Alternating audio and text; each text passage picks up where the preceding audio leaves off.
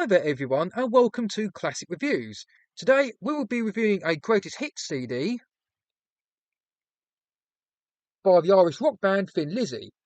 This CD is called Waiting for an Alibi, the collection, and Thin Lizzy are quite the influential rock band, being a major inspiration for bands like Anthrax, Alice in Chains, Metallica, Iron Maiden and Def Leppard to name a few.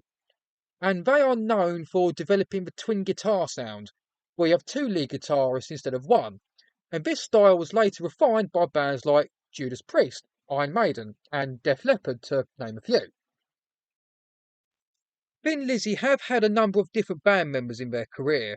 Of course, the main man we think of with Thin Lizzy is the bassist and singer Philomena, who we see here looking cool on the front cover here. But they have had a few different guitarists in their career, like the main one being Scott Gorham. But you also have people like Brian Robertson and guitar legends like Gary Moore and John Sites. Before we talk about the track by track, we must talk more about bassist and singer Phil Lynott. He's highly influential as both a bass player and a songwriter, and was unfortunately taken from us way too young in early 1986 at the age of just 36 years old.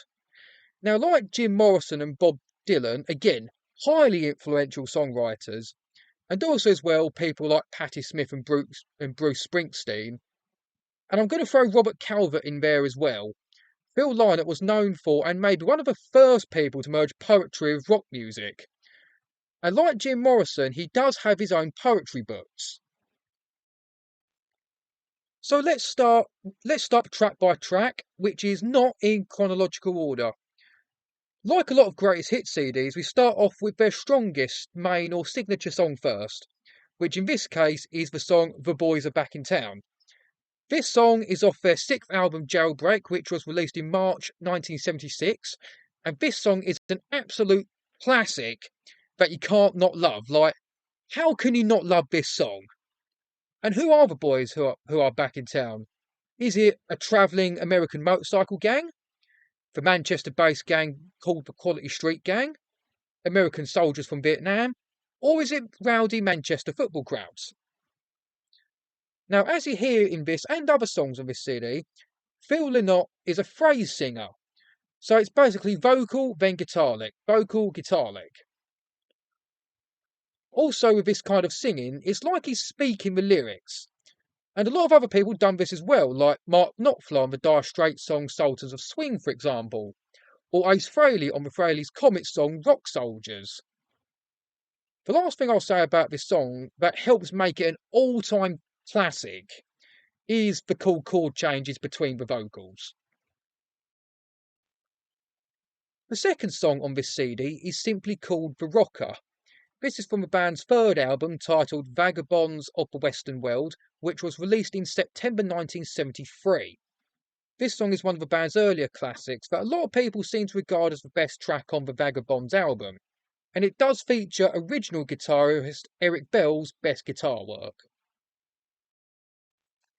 The third song on this CD is the song Waiting for an Alibi.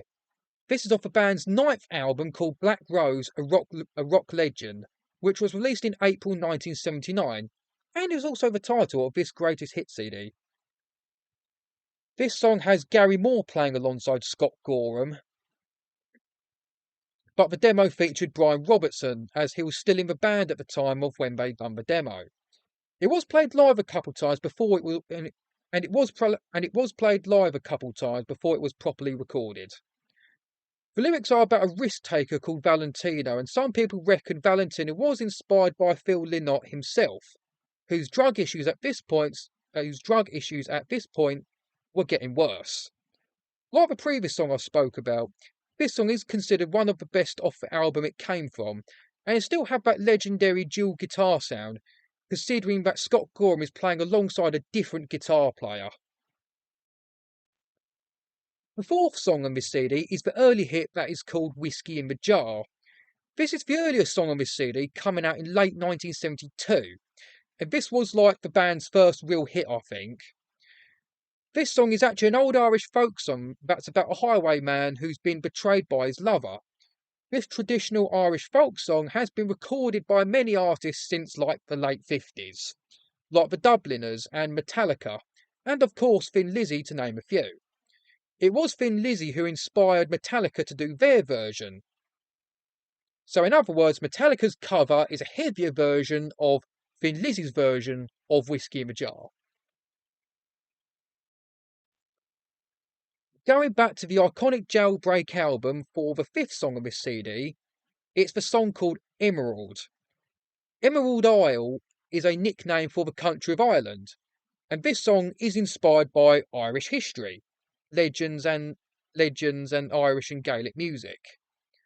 Also, this song is one of the best examples of the iconic twin guitar sound, with Scott Gorham and Brian Robertson having like a Viking versus Irish armies of guitar duels at the end of the song.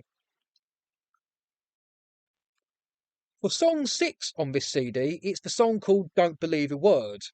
This is off the Johnny the Fox album, which was released in October 1976, and it got to number 12 in the UK charts, and it seems to be about love and sex while touring or on the road, I guess. There was tension in the songwriting process of this song, as Phil Lynott originally wrote it in like a slower blues arrangement, but the rest of the band didn't like it. But guitarist Brian Robertson and drummer Brian Downey reworked the song with a faster drum shuffle rhythm, and Brian Robertson wrote the riff. Despite all that, Phil Lynott gets sole credit for the song. You can hear the original blues format on Gary Moore's first solo album, which was released in 1978.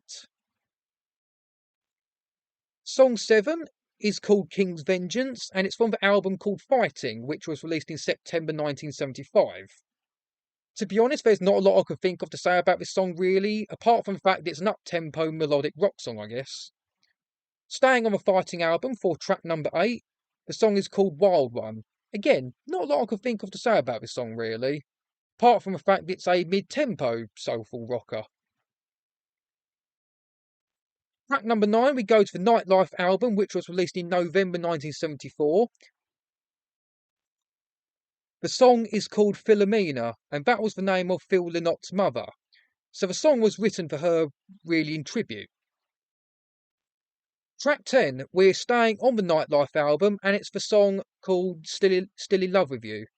Before I carry on talking about the song, I just want to say that Nightlife was the first Thin Lizzy album to be recorded with like the 4 classic members, shall we say, with both Brian Robertson and Scott Gorham replacing Gary Moore.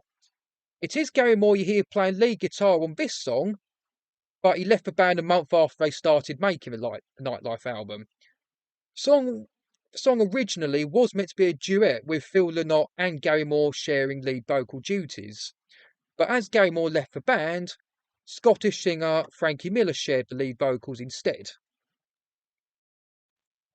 Track number 11 is the song Dancing in the Moonlight. This is not the same song as the one that King Harvest and Top Loader did. This song is from the Bad Reputation album that was released in 1977, early 1977. This song is a soulful pop R&B type number that is built on an introductory bass riff that combines with a saxophone riff that was played by someone from the band Supertramp.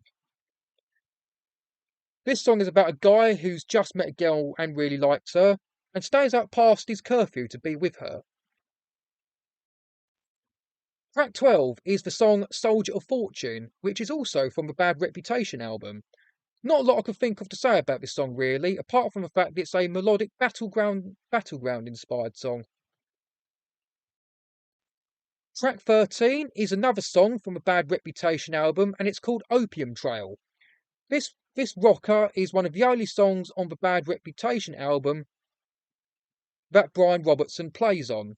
And the lyrics are about someone becoming drug dependent, which is pretty much what happened to Phil Lynott in real life. I think it was some TV drama that Phil Lynott got obsessed with that inspired him to write this song. Track number 14 is the first live song we hear on this CD, and it's the song called Massacre. This song is originally from the Johnny the Fox album that was released in 1976. But this live version that was recorded at the London Odeon in the same year must be from Thin Lizzy's iconic Live and Dangerous live album.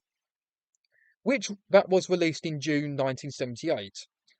This is a great live performance, and this song is considered one of the best songs from the Live and Dangerous album. The song itself is about the horrors of bloodshedding, and the last verse of the song is about religious prejudice. Track number 15, I think we're staying on the Live and Dangerous album as it's another live song. This live song is the rather long titled Johnny the Fox Meets Jimmy the Weed. Like the previous song, this song is originally from the Johnny the Fox album. This is a funk style song that seems to be talking about gangsters and the criminal underworld. Johnny the Fox is a reference to the Italian-American mobster